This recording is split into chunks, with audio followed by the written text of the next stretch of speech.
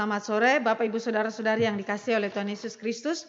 Hari ini kita masuk di dalam pembahasan eskatologi kitab Sakaria, subtema yang kedua, Allah dan pemulihan baitnya. Nah, saudara yang dikasihi oleh Tuhan Yesus Kristus, ketika kita akan memasuki pemahaman Alkitab terkait dengan penglihatan pertama dan kemudian nanti selanjutnya sampai penglihatan yang ke-8, saya mau menyampaikan bahwa kitab Sakaria adalah salah satu kitab nabi kecil yang memiliki kerumitan di dalam berpikir terkait dengan gaya bahasa puisinya. Tetapi saudara, ketika engkau dan saya merenungkan firman ini, kita akan melihat bahwa ternyata di dalam gaya puisi itu mengandung begitu dalam message daripada Tuhan terkait dengan karya penyelamatan Allah di tengah-tengah sejarah kehidupan daripada umat Allah. Karena itu mari kita berdoa memohon anugerah Tuhan sebelum kita merenungkan firman Tuhan ini. Bapa di dalam kerajaan sorga, kami datang kepada Tuhan, kami memuji kebesaran-Mu ya Tuhan, karena Engkau Allah yang maha agung, maha kuasa, Engkau berdaulat atas alam semesta ini, sehingga segala sesuatu ada di dalam kendali dan kontrol Tuhan. Dan kami sungguh bersyukur kepada Tuhan karena kami memiliki Allah seperti Engkau, sehingga kehidupan kami di hari ini ataupun di hari esok tidak mengalami hal-hal yang memberikan kepada kami kekhawatiran, karena Tuhan ada bersama dengan kami. Tuhan hadir di dalam kehidupan kami. Kami sungguh bersyukur kepadamu ya Tuhan, terutama mengenal Engkau melalui kitab Sakaria. Dan biarlah dalam perenungan firman hari ini, kami semakin diteguhkan oleh kebenaran Tuhan, bahwa Engkau adalah Sang Immanuel, Allah yang menyertai umat-Mu, Allah yang hadir di tengah-tengah umat-Mu, bahkan di tengah pergumulan daripada umat-Mu. Terima kasih Bapa di sorga, kami serahkan waktu pemberitaan firman Tuhan di depan, hanya di dalam nama Yesus Kristus Tuhan. Amin. Mari kita membaca Sakaria pasal yang pertama, ayat 7 sampai dengan ayat yang ke-17. Sakaria pertama ayat 7 sampai dengan ayat yang ke-17. Saya baca bagi kita sekalian. Penglihatan pertama para penunggang kuda. Pada hari yang ke-24 dari bulan yang ke-11, itulah bulan Shebat. Pada tahun yang kedua zaman Darius, datanglah firman Tuhan kepada Nabi Sakaria bin Berekia bin Ido bunyinya. Tadi malam aku mendapat suatu penglihatan, tampak seorang yang menunggang kuda merah. Dia sedang berdiri di antara pohon-pohon murat yang di dalam jurang. Dan di belakangnya ada kuda-kuda yang merah jambu dan yang putih. Maka aku bertanya, apakah arti semuanya ini ya Tuanku? Lalu malaikat yang berbicara dengan aku itu menjawab, aku ini akan memperlihatkan kepadamu apa arti semuanya ini. Orang yang berdiri di antara pohon-pohon murat itu mulai berbicara, katanya, inilah mereka semua yang diutus Tuhan untuk menjelajahi bumi. Berbicaralah mereka kepada malaikat Tuhan yang berdiri di antara pohon-pohon murat itu, katanya, kami telah menjelajahi bumi dan sesungguhnya seluruh bumi itu tenang dan aman. Berbicaralah malaikat Tuhan itu, katanya, ya Tuhan semesta alam, berapa lama lagi Engkau tidak menyayangi Yerusalem dan kota-kota Yehuda yang telah 70 tahun lamanya Kau murkai itu? Lalu kepada malaikat yang berbicara dengan aku itu, Tuhan menjawab dengan kata-kata yang ramah dan yang menghiburkan. Berkatalah kepadaku malaikat yang berbicara dengan aku itu, serukanlah ini. Beginilah firman Tuhan semesta alam, sangat besar usahaku untuk Yerusalem dan Sion, tetapi sangat besar murkaku terhadap bangsa-bangsa yang merasa dirinya aman, yang sementara aku murka sedikit telah membantu menimbulkan kejahatan. Sebab itu beginilah firman Tuhan, aku kembali lagi ke Yerusalem dengan kasih sayang. Rumahku akan didirikan pula di sana. Demikianlah firman Tuhan semesta alam, dan tali pengukur akan direntangkan lagi di atas Yerusalem. Serukanlah ini selanjutnya. Beginilah firman Tuhan semesta alam. Kota-kotaku akan berlimpah-limpah pula dengan kebajikan, dan Tuhan akan menghiburkan Sion dan akan memilih Yerusalem pula. Demikian pembacaan firman Tuhan. Bapak Ibu yang dikasihi oleh Tuhan Yesus Kristus, tema kita sekali lagi adalah eskatologi kitab Sakaria dengan subtema Allah dan pemulihan baitnya. Saudara yang dikasihi oleh Tuhan Yesus Kristus, penglihatan yang dilihat oleh Sakaria di dalam introduction saya tuliskan bahwa ini terjadi pada malam hari, dan seluruh 8 penglihatan ini sebenarnya terjadi dalam malam itu juga, ya, malam itu juga. Jadi tidak beda hari. Pada malam yang sama Sakaria mendapatkan 8 penglihatan. Nah, saudara yang dikasihi oleh Tuhan Yesus Kristus, di dalam ayat yang ke-7 di situ ada keterangan pada hari yang ke-24 dari bulan yang ke-11, itulah bulan Shebat, pada tahun yang kedua zaman Darius. Saudara, ini kalau disetarakan dengan kalender Masehi, ini kira-kira jatuh pada tanggal 15 Februari tahun 519, ya. 15 Februari tahun 519 di dalam kalender Yahudi itu adalah pada hari ke-24 dari bulan yang ke-11 yaitu bulan Shebat pada tahun kedua zaman pemerintahan Darius. Saudara yang dikasih oleh Tuhan Yesus Kristus, di dalam waktu inilah maka Zakaria mendapatkan 8 penglihatan tersebut. Apakah tema utama daripada 8 penglihatan Zakaria? Tema utamanya itu adalah restorasi daripada umat Allah dan konsumasi daripada kerajaan Allah. Restorasi daripada umat Allah dan konsumasi daripada kerajaan Allah yang bersifat already dan not yet, sudah dan belum, sudah dan belum. Ini akan selalu kita lihat di dalam konteks daripada pemikiran Zakaria. Lalu tujuan daripada penglihatan yang diberikan Allah kepada Zakaria ini adalah untuk menghibur umat Allah supaya umat Allah mengetahui apa yang sedang Allah lakukan secara giat di tengah-tengah umatnya, yakni menyelesaikan seluruh aspek penebusan bagi umat Allah. Jadi saudara waktu membaca penglihatan-penglihatan ini jangan terjebak di dalam kerumitannya, tetapi mari kita lihat di dalam tujuan utama daripada penglihatannya adalah penghiburan bagi umat Allah dan ternyata tema utamanya adalah restorasi dan konsumasi terhadap kerajaan Allah. Saudara yang dikasih oleh Tuhan Yesus Kristus, mari kita mulai melihat poin-poin yang akan kita bahas di dalam bagian firman Tuhan ini. Ada sekitar 4 poin yang saya bagikan bagi kita. Yang pertama, siapakah itu penunggang kuda merah? Siapa itu penunggang kuda merah? Saudara yang dikasih oleh Tuhan Yesus Kristus, saya mengacu kepada pemikiran daripada Meredith G. Klein. Dia adalah seorang yang sangat baik di dalam interpretasi dia terhadap kitab Zakaria. Dan dia mengikuti pola berpikir dari Gerhardus Voss ya. Dia adalah orang yang menanamkan sistem pemikiran penafsiran daripada sejarah keselamatan di dalam perjanjian lama. Gerhardus Voss ya saudara, Gerhardus Voss.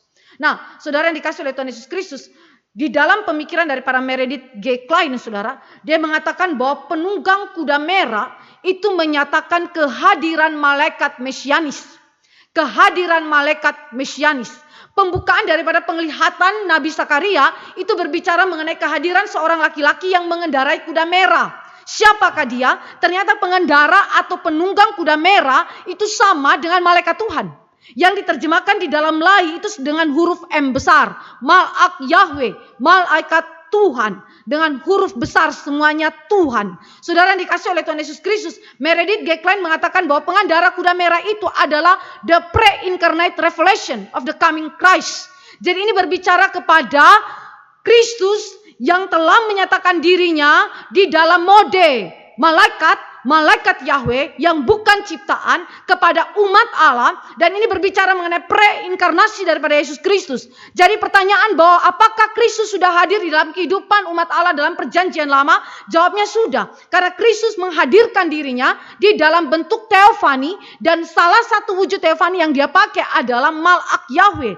Jadi ini mengacu sekali lagi kepada preinkarnasi revelation dari Kristus yang akan datang. Saudara dan saya melihat itu di dalam konfirmasi ayat yang ke-8, ayat yang ke-10 dan ayat yang ke-11.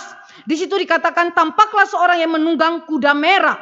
Lalu ayat yang ke-10 di situ dikatakan orang yang berdiri di antara pohon-pohon murad itu, yakni dia yang mengendarai kuda merah itu. Lalu ayat yang ke-11 mengatakan berbicaralah mereka kepada malaikat Tuhan yang berdiri di antara pohon-pohon murad itu. Dengan demikian ayat 8, ayat 10 dan ayat 11 mengkonfirmasikan bahwa yang menjadi penunggang daripada kuda merah adalah Kristus.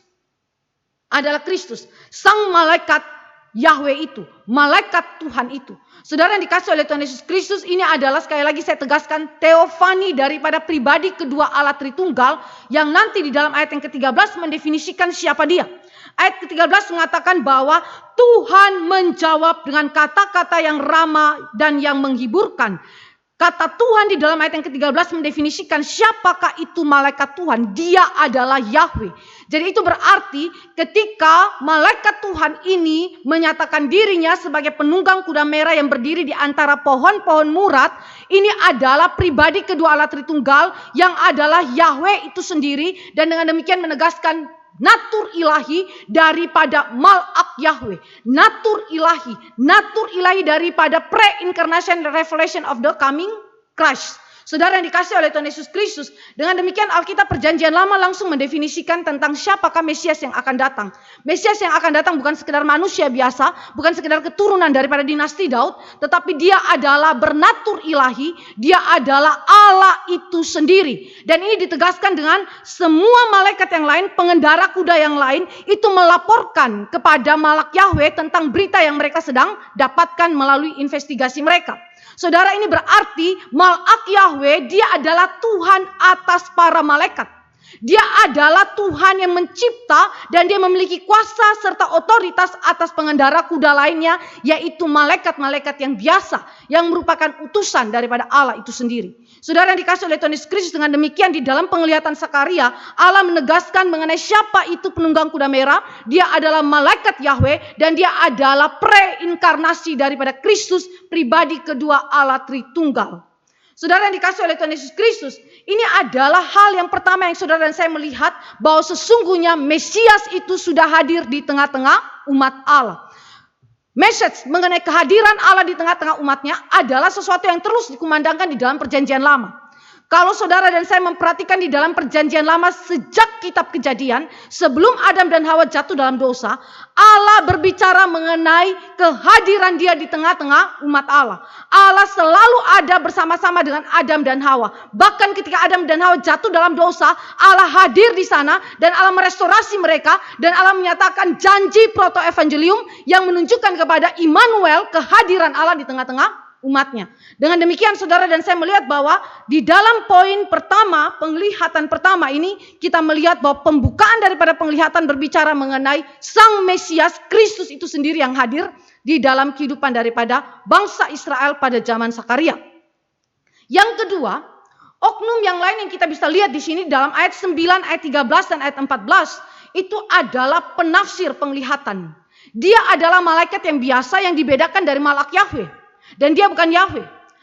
Penafsir penglihatan. Malaikat ini bukan Tuhan, tetapi dia adalah ciptaan daripada Allah. Dan tugasnya adalah menafsirkan firman dan menjadi pembawa berita firman. Kalau saudara baca di dalam kitab Daniel dan kitab Wahyu, kita menemukan bahwa ada malaikat yang diutus oleh Allah untuk menafsirkan firman Allah. Daniel pun bertanya kepada malaikat, apa artinya penglihatan tersebut? Begitu juga Yohanes di dalam kitab Wahyu. Selain daripada itu, malaikat itu juga menjadi pembawa berita firman Allah kepada Daniel dan juga kepada para nabi lainnya atau juga kepada para rasul lainnya. Juga misalnya kepada Maria.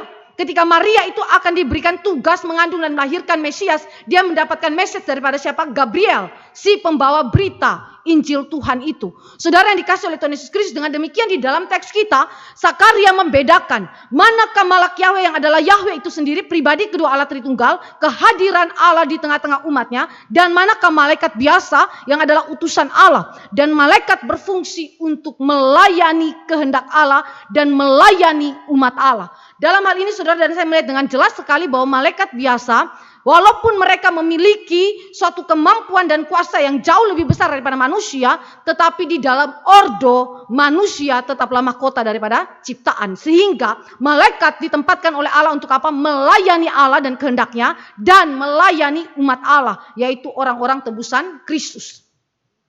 Yang kedua, mari kita lihat karakteristik daripada penunggang kuda merah ini, yaitu Mesias itu sendiri. Bagaimanakah dia menampilkan dirinya di dalam penglihatan itu? Nanti kemudian kita melihat kesimpulan demi kesimpulan teologisnya bagaimana. Mari kita lihat di dalam teks ini. Si penunggang ini memakai kuda merah sebagai kendaraannya. Saudara yang dikasih oleh Tuhan Yesus Kristus, kuda merah ini adalah gambaran tentang peperangan. Gambaran tentang peperangan. Kalau saudara dan saya membandingkan di dalam Wahyu pasal 19 ayat yang ke-11, dalam penglihatan Yohanes juga melihat Kristus yang datang dengan menunggang kuda putih, bukan kuda merah. Dan di dalam Wahyu 19 ayat 11, ketika Kristus datang dan menunggang kuda putih, dia membawa peperangan dan penghakiman atas si jahat, nabi palsu dan raja-raja di bumi ini. Itu yang terjadi di dalam Wahyu. Tetapi dari mana konsep Wahyu ini dapatkan? Dari mana Wahyu mendapatkan seluruh paradigma berpikir yang demikian tentang Kristus itu sendiri? Dia mendapatkan dari Perjanjian Lama. Yohanes yang mendapatkan penglihatan di dalam kitab Wahyu mendapatkan paradigma berpikirnya di dalam konteks perjanjian lama.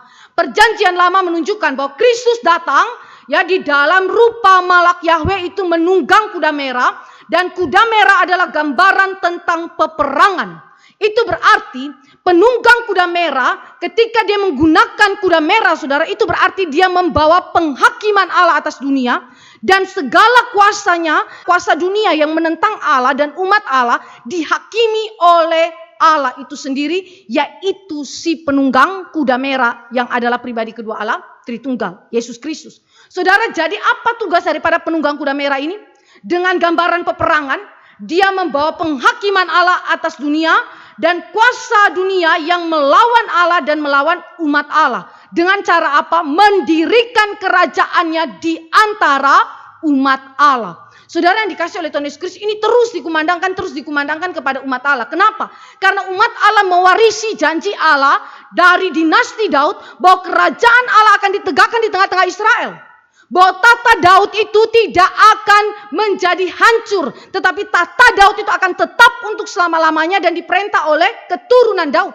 Karena itu saudara, penunggang kuda merah penting untuk diperlihatkan di dalam kitab Sakaria untuk menunjukkan bahwa janji Allah kepada Raja Daud itu adalah sesuatu yang ya dan amin. Tidak gagal hanya karena kejatuhan Israel. Tidak gagal hanya karena raja-raja Israel itu mengalami keadaan yang jatuh dalam dosa dan dibuang ke pembuangan. Tidak demikian, saudara. Karena apa? Allah adalah Allah yang setia kepada perjanjiannya. Maka Allah akan datang dan mendirikan kerajaannya di antara umatnya dengan cara dia menghakimi dunia ini dan menghakimi kuasa yang menentang dia dan umatnya. Saudara bisa baca itu di dalam ayat yang ke-15 dalam teks kita, dan kemudian di dalam Yosua, 2 Samuel, 1 Tawarik, dan kitab Wahyu. Saudara yang dikasih oleh Tuhan Yesus Kristus, di dalam hal ini sekali lagi ditegaskan bahwa Mesias, si penunggang kuda merah itu adalah penunggang kuda yang bernatur ilahi, yang kemudian menunggangi kudanya dengan kemenangan dan kereta perangnya yang menekankan kepada ketuhanan Mesias. Saudara, siapakah yang membawa kemenangan bagi umat Allah? Siapakah yang membawa kerajaan Allah itu didirikan di tengah-tengah umatnya di dalam kemenangan atas para musuhnya? Dialah Kristus, dialah Mesias itu, si penunggang kuda merah. Saudara yang dikasih oleh Tuhan Yesus Kristus, ini memiliki implikasi yang sangat-sangat indah di dalam kehidupan umat Allah. Di tengah-tengah keadaan yang terpuruk, keadaan yang sepertinya tidak memiliki pengharapan, tidak ada lagi monarki di sana, tetapi Allah menegaskan bahwa Mesias itu, dia datang menunggangi kuda, dia datang dengan kemenangan dan dengan kereta perangnya. Artinya, jaminan kepastian daripada kemenangan Israel, jaminan kepastian daripada pendirian kerajaan Allah, jaminan kepastian daripada kekalahan dunia dan kuasanya, itu jelas pasti terjadi. Mesias, yakni penunggang kuda merah, adalah covenant Lord yang akan membawa judicial conquest bagi umatnya. Jadi ini adalah kemenangan yudisial. Saudara, kenapa istilah yudisial ini perlu ditekankan? Yudisial ini berbicara mengenai penghakiman Allah. Allah adalah hakim, maka dia menghakimi baik Israel, baik juga orang-orang yang non-Israel. Dialah yang kemudian menegakkan kebenaran, dia juga yang nanti kemudian menghakimi orang-orang yang bersalah kepada Allah. Dan dengan demikian, siapakah dia hakim itu? Dia adalah Mesias. Dia adalah penunggang kuda merah itu. Dia adalah Tuhan atas perjanjian, tetapi dia juga adalah pembawa kemenangan secara yudisial bagi umat Allah. Dengan demikian, saudara, di hadapan Allah, di hadapan pengadilan Allah, Allah membenarkan umat Allah, Allah memberikan kemenangan umat Allah atas para musuhnya, bukan karena umat Allah itu tidak berdosa. Bukan karena umat Allah itu terlalu suci, terlalu kudus dibandingkan dengan orang-orang yang memusuhi mereka atau orang-orang yang menaklukkan mereka. Para musuh daripada Israel, tidak demikian. Tetapi itu semua terjadi karena Kristus yang mengadakannya bagi umat Allah. Nanti kita akan melihat itu lebih panjang, lebih detail lagi di dalam bagian-bagian yang berikutnya. Jadi kemuliaan Mesias itu saudara akan ditinggikan dengan dikalahkan dan dimusnahkan musuh-musuhnya. Itu yang mau digambarkan di dalam kuda merah. Jadi waktu Mesias itu, si penunggang kuda merah itu menggunakan kuda merah, saudara, dia sedang memproklamasikan mengenai kemuliaan dia, mengenai kemenangan dia atas orang-orang yang menjadi musuh Israel, atas bangsa-bangsa yang tidak mengenal Allah dan yang memusuhi Allah beserta umatnya. Jadi saudara, sekali lagi kalau saudara membaca kuda merah di sini, gambaran tentang apa? Tentang peperangan, tetapi sekaligus kemenangan yang dibawa oleh Mesias si penunggang kuda merah itu atas musuh umat Allah. Jadi kesimpulan kita apa di sini? Ketika Sakaria itu melihat seorang penunggang kuda merah yang menggambarkan tentang peperangan yang terjadi atas musuh Allah dan dunia ini yang membenci Allah dan umatnya. Apa yang kita simpulkan di sini? Sakaria melihat karya Allah di masa yang akan datang. Apa yang Allah akan kerjakan di waktu yang akan datang. Yakni di dalam diri dan karya Mesias penunggang kuda merah yang membawa kemenangan bagi umat Allah.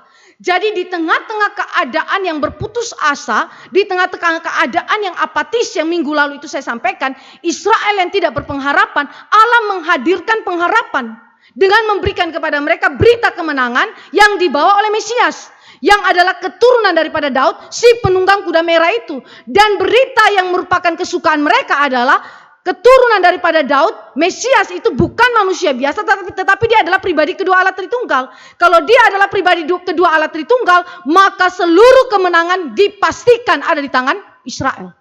Saudara yang dikasih oleh Tuhan Yesus Kristus, penghiburan di tengah-tengah keadaan umat Israel sekali lagi yang tidak berpengharapan, Allah memberikan pengharapan akan kemenangan di dalam Kristus. Tetapi ini adalah sesuatu yang bersifat akan datang, saudara. Nah, saudara yang dikasih oleh Tuhan Yesus Kristus, karakter yang kedua daripada si penunggang kuda merah, dia bukan saja menggunakan kuda merah, tetapi dia juga memiliki pasukan sorgawi. Saudara perhatikan di dalam ayat yang ke-8. Seorang yang menunggang kuda merah, dia sedang berdiri di antara pohon-pohon murat yang di dalam jurang. Dan di belakangnya ada kuda-kuda yang merah jambu dan yang putih. Di belakangnya. Ini berbicara mengenai adanya penunggang kuda yang lain. Dan penunggang kuda yang lain itu adalah gambaran apa, saudara? Ini adalah gambaran pasukan militer yang dikaitkan dengan Yahweh of Hosts. Yang nanti diterjemahkan di dalam ayat yang ke-12. Ya Tuhan semesta alam, ya Tuhan semesta alam, itu diterjemahkan oleh Lai. Yahweh of Hosts, saudara, Tuhan semesta alam. Jadi saudara yang dikasih oleh Tuhan Yesus Kristus, Sakaria mau menghubungkan bahwa si penunggang kuda merah, dia bernatur ilahi, dia adalah Tuhan semesta alam yang memiliki karakteristik yang lain, yaitu memiliki pasukan militer, pasukan perang, pasukan sorgawi. Saudara yang dikasih oleh Tuhan Yesus Kristus, dengan demikian kita bisa lihat di dalam Matius 25 ayat 31 dan Wahyu 12 ayat 7. Referensi ini diberikan untuk menunjukkan bahwa Kristus adalah penguasa sorga dan bumi ini. Malaikat-malaikat pun menjadi pelayan-pelayan daripada Kristus. Mari kita baca Matius 25 ayat 31. Matius 25 ayat yang ke-31 berbicara mengenai penghakiman akhir. Apabila anak manusia datang dalam kemuliaannya dan semua malaikat bersama-sama dengan dia. Garis bawahi kalimat ini, semua malaikat bersama-sama dengan dia. Maka ia akan bersemayam di atas tata kemuliaannya. Lalu Wahyu 12 ayat 7. Wahyu 12 ayat yang ke-7. Maka timbullah peperangan di sorga, Mikael dan malaikat-malaikatnya berperang melawan naga itu, dan naga itu dibantu oleh malaikat-malaikatnya. Saudara perhatikan, gambaran ini menunjuk kepada apa? Pasukan sorgawi, malaikat-malaikat sebagai pelayan-pelayan daripada Allah, dan terutama pelayan dari siapa? Tuhan semesta alam, yaitu Mesias, anak Allah, Yesus Kristus yang saudara dan saya kenal hari ini. Saudara yang dikasih oleh Tuhan Yesus Kristus, kuda-kuda yang dipakai, saudara ya, adalah gambaran daripada kecepatan dalam melakukan tugas yang Allah berikan. Ini bukan dikerjakan oleh manusia. Bayangkan dia pergi ke seluruh penjuru dunia dalam kurun waktu yang sangat cepat. Jadi kuda itu menggambarkan kekuatan dia dalam kecepatannya. Kekuatan dia dalam kecepatannya, khususnya dalam melakukan tugas yang Allah berikan kepada para malaikat ini. Saudara yang dikasih oleh Tuhan Yesus Kristus, tentu ini adalah gambaran figuratif. Ini adalah suatu penglihatan sehingga ini tidak dapat ditafsirkan secara literal. Saudara yang dikasih oleh Tuhan Yesus Kristus, ketika Sakaria mendapatkan penglihatan ini diberikan ada konteksnya. Konteks budaya pada zaman itu. Pada zaman itu, saudara, di dalam sistem kerajaan Persia, ketika Raja Persia akan melakukan komunikasi jarak jauh dengan cepat kepada rakyatnya melalui penunggang-penunggang kuda yang sudah ditempatkan di sepanjang jalan-jalan kerajaan. Jadi kerajaan-kerajaan pada zaman dulu itu akan mendirikan jalan-jalan, membangun jalan-jalan, lalu mereka akan tempatkan penunggang-penunggang kuda yang sangat baik, yang sangat terlatih di sana. Lalu kemudian raja ketika menyampaikan message atau pesan yang begitu cepat kepada rakyatnya, mereka akan memakai penunggang-penunggang kuda itu. Dan di dalam konteks inilah penglihatan itu diberikan kepada Sakaria. Jadi Sakaria di dalam konteks budaya yang demikian, Allah memakainya budaya ini untuk kemudian menyampaikan apa yang menjadi maksudnya. Maksud Allah kepada Sakaria dan kepada umat Allah. Apa itu? Allah mengutus para pasukan surgawi, dalam hal ini para malaikat yang mengendarai kuda, yang kemudian menjalankan tugas special operation ini dengan sangat cepat. Dan special operation itu mencakup dua hal. Apa itu saudara? Mereka melakukan observasi pengamatan yang sangat detail, tetapi ini tidak dilakukan secara terbuka. Ini adalah sesuatu yang dilakukan secara sembunyi, secret, rahasia, dijalankan. Saudara, waktu kita melihat hal ini, maka saudara dan saya mengetahui bahwa Allah kita adalah Allah yang mengamat-amati, Allah yang memperhatikan seluruh keberadaan hidup saudara. Baik saudara adalah orang percaya, baik saudara adalah bukan orang percaya. Dia adalah Tuhan kita, Tuhan atas alam semesta, sehingga Dia melakukan observasi terhadap seluruh keberadaan saudara. Baik saudara secara personal, baik saudara secara kelembagaan di dalam gereja, ataupun secara nation, di dalam bangsa-bangsa. Saudara yang dikasih oleh Tuhan Yesus Kristus, Dia melakukan observasi secara tersembunyi ke seluruh dunia. Untuk apa? Menyediakan informasi terkini dan akurat kepada Allah. Apakah ini berarti Allah tidak maha tahu? Allah adalah Allah yang maha tahu. Sebelum saudara mengeluarkan pikiran saudara melalui kata-katamu, Allah sudah mengetahui pikiran saudara. Jadi apakah Allah butuh malaikat? Allah tidak butuh malaikat, karena Dia adalah Allah yang maha tahu.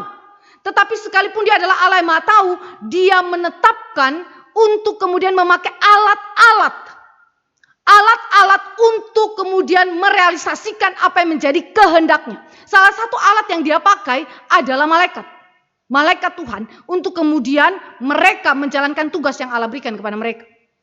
Observasi ini saudara merupakan bagian dari proses yudisial untuk memberikan penilaian terhadap kondisi dunia terkait dengan penghakiman Allah atas dunia, dan untuk menentukan waktu bagi Tuhan untuk memerangi dunia.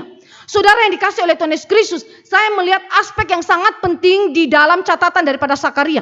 Allah kita adalah Allah yang adil. Allah kita ketika Dia menghakimi dunia, Dia tidak menghakimi secara sembarangan, tetapi Dia menghakimi berdasarkan fakta objektif. Fakta objektif. Apa yang terjadi, penghakiman Dia akan berlangsung berdasarkan fakta. Saudara, dengan demikian, saudara, Allah kita adalah bukan Allah yang mengadili secara sembarangan. Seperti hakim-hakim dunia ini yang kadang-kadang mengabaikan fakta. Tetapi Allah kita mengadili begitu objektifnya, sehingga ketika Dia mengutus para malaikat untuk pergi, para malaikat bukan sekedar observasi, lihat-lihat begitu saja. Tetapi ini memiliki maksud yudisial, maksud pengadilan atau penghakiman Allah atas dunia ini. Saudara yang dikasih oleh Tuhan Yesus Kristus, terkait hal itu, maka ini berkaitan dengan waktu Tuhan untuk menghakimi dunia. Kenapa perlu untuk waktu Tuhan ini diungkapkan oleh kitab Sakaria, saudara? Karena Allah menghakimi di dalam waktunya. Demikian juga Allah menunjukkan kasih karunia-Nya di dalam waktunya. Allah bertindak tidak serampangan. Allah kita adalah Allah yang bertindak dengan ketetapan-ketetapan yang begitu presisi. Sehingga di dalam urusan menghakimi pun Dia menghakimi di dalam waktunya. Dia memberikan kasih karunia pun memberikan kasih karunia di dalam waktunya. Dengan demikian Dia tidak dikendalikan oleh siapapun. Dia hanya dikendalikan oleh kehendak Dia yang berdaulat atas segala sesuatu. Saudara yang dikasih oleh Tuhan Yesus Kristus, apa laporan daripada para penunggang kuda? Di dalam ayat 11b dan di dalam ayat yang ke-15 itu diungkapkan dengan jelas bahwa dikatakan seluruh bumi itu tenang dan aman. Seluruh bumi itu tenang dan aman. Saudara yang dikasih oleh Tuhan Yesus Kristus, apa maksudnya kalimat ini? Seluruh bumi.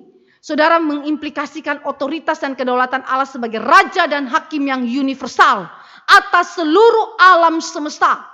Tidak ada satu manusia pun yang luput daripada pengadilan Tuhan. Karena itu saudara, waktu hidup di hadapan Tuhan ini adalah suatu hidup yang penuh kehati-hatian. Kenapa? Karena saudara dan saya hidup di hadapan raja dan hakim alam semesta ini. Dia adalah Tuhan atas alam semesta. Dengan kata lain, seluruh bumi ada di dalam pengawasan Dia. Seluruh bumi ada di dalam kepemimpinan Dia. Dan seluruh bumi hanya takluk di bawah kedaulatan hukum-hukum Allah. Saudara yang dikasih oleh Tuhan Yesus Kristus, karena itu Allah berhak untuk menuntut dari pihak ciptaannya tanggung jawab secara moralitas di hadapan Allah. Kalau seluruh bumi alam semesta ada di bawah kuasa Allah, adalah milik daripada Allah karena dia adalah pencipta, maka semua manusia, semua makhluk yang bermoral termasuk malaikat bertanggung jawab untuk menyatakan apa yang menjadi tanggung jawab dia, ketaatan dia kepada Allah. Di dalam hal ini adalah seluruh hukum Allah itu harus diikuti. Saudara yang dikasih oleh Tuhan Yesus Kristus, dengan demikian kita melihat bahwa hak Allah atas kita untuk menuntut ketaatan adalah sesuatu yang sah. Di dalam pengakuan iman Westminster dikatakan bahwa satu-satunya hak dan satu-satunya kewajiban dari manusia kepada Allah adalah untuk taat kepada Allah. Taat kepada Allah. Hak dan kewajiban manusia satu-satunya adalah taat kepada Allah. Bukan minta upah, tetapi hanya taat kepada Allah. Kenapa? Karena Allah adalah Allah yang berotoritas, yang berdaulat atas alam semesta. Dia adalah raja di atas segala raja dan hakim di atas segala hakim. Maka kita bertanggung jawab dalam seluruh kehidupan kita kepada Allah di dalam ketaatan. Yang kedua, seluruh bumi itu tenang dan aman. Istilah aman ini dalam bahasa Ibrani, kalau kita lihat di dalam bahasa Inggris terjemahannya adalah rest. Rest, saudara, istirahat. Yang mengacu kepada wilayah juga penduduknya yang mengalami kemakmuran, keamanan secara politik, bebas daripada pertikaian sipil dan peperangan. Saudara, ini secara konteks dekat, Sakaria mengacu kepada kerajaan Persia, saudara. Kerajaan Persia yang pada waktu itu situasi politik mereka sangat menguntungkan. Mulai daripada Kores, di mana Kores itu mengalahkan kerajaan Babel, dan seluruh wilayah kerajaan Babel jatuh di dalam tangan daripada media Persia. Dan media Persia juga memiliki keuntungan, salah satunya adalah memiliki bangsa taklukan yang begitu banyak, termasuk di dalamnya adalah Israel. Saudara yang dikasih oleh Tuhan Yesus Kristus, situasi politik yang menguntungkan bagi Persia. Dengan demikian Israel melihat bangsa yang tidak kenal Allah, bangsa yang tidak mengenal hukum Allah, bangsa yang hidup di dalam kejahatannya, toh wilayahnya diperluas oleh Tuhan. Wilayahnya ditambah-tambah oleh Tuhan, diperluas, diperbanyak oleh Tuhan. Penduduknya pun dilipat kali gandakan oleh Tuhan. Mereka mengalami begitu banyaknya kemakmuran. Mereka memiliki kondisi politik yang cukup aman. Mereka bebas daripada pertikaian sipil dan peperangan. Tidak seperti yang dialami oleh Israel. Saudara, ini menjadi tanda petik iri hati bagi Israel ketika dia melihat keadaan orang kafir jauh lebih baik daripada mereka sendiri. Mereka yang adalah umat Allah, mereka yang atasnya nama Tuhan ada, dan mereka dalam keadaan yang berbalik. Keadaan yang sebenarnya tidak aman, keadaan yang tidak makmur, penduduknya mengalami begitu banyak kesukaran. Tetapi Allah berkata, mereka yang berada dalam keamanan yang demikian sebentar lagi akan mendapatkan penghakiman daripada Tuhan. Saudara yang dikasih oleh Tuhan Yesus Kristus, konteks jauhnya ternyata bukan saja dialami oleh kerajaan Persia, tetapi dialami oleh bangsa-bangsa yang tidak percaya kepada Tuhan yang lain yang ada di seluruh bumi ini, saudara. Mereka pun mengalami kemakmuran, mereka pun mengalami keadaan yang aman secara politik. Tidak ada pertikaian sipil dan peperangan seperti yang dialami oleh bangsa Israel. Tetapi di balik daripada kalimat ini, sesungguhnya Allah ingin menekankan satu poin yang sangat prinsip tentang relasi umat Allah dengan dunia, di mana karya penyelamatan Allah yang ditujukan hanya kepada umatnya terjadi di dalam dunia yang menentang Allah dan umatnya. Sesuatu yang sangat-sangat indah Allah kerjakan di tengah-tengah keadaan yang seolah-olah terlihat terbalik. Umat Allah mengalami ketidakmakmuran. Umat Allah tidak aman. Umat Allah dalam kesukaran. Bangsa lain itu ada dalam kemakmuran, dalam keadaan yang aman. Tidak ada pertikaian. Penduduknya dilipat kali gandakan. Wilayahnya makin luas. Tuhan bilang apa? Tuhan bilang di balik kalimat ini, bukan bangsa-bangsa itu yang menjadi umat pilihan Allah, tetapi Israel lah yang menjadi umat pilihan Allah, di mana Allah akan mendirikan kerajaannya dan karya penyelamatannya dimulai di mana? Di Israel. Saudara yang dikasih oleh Tuhan Yesus Kristus, dengan demikian saudara dan saya melihat bahwa sesungguhnya Tuhan memiliki maksud tertentu di belakang itu yang positif sekali, yang sangat indah bagi umat Allah. Sehingga umat Allah tidak perlu merasa putus asa. Umat Allah tidak perlu merasa susah akan kehidupan mereka saat itu. Karena apa? Karena Allah hadir di sana dan akan mengerjakan keselamatan bagi umatnya. Nah, warna kuda yang dipakai oleh para penunggang kuda yang lain, saudara, itu ada merah, merah jambu, dan putih. Saudara, secara esensi ini mengacu kepada dua warna saja, yaitu warna merah dan warna putih. Kenapa warna merah dan putih begitu penting, saudara? Karena ini mengacu kepada warna merah itu nyala api, dan kemudian warna putih itu mengacu kepada terang atau cahaya. Saudara baca di dalam 2 Raja-Raja 2 ayat 11 dan 6 ayat 17. Mari kita lihat bagaimana hal ini dipadukan dengan begitu indah ya. 2 Raja-Raja 2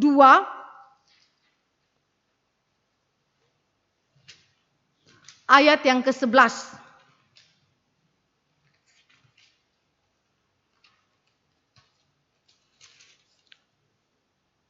Ini adalah mengenai Elia naik ke sorga. Elia naik ke sorga, 2 Raja-Raja 2 ayat 11. Sedang mereka berjalan terus sambil berkata-kata, tiba-tiba datanglah kereta berapi dengan kuda berapi memisahkan keduanya. Lalu naiklah Elia ke sorga dalam angin badai.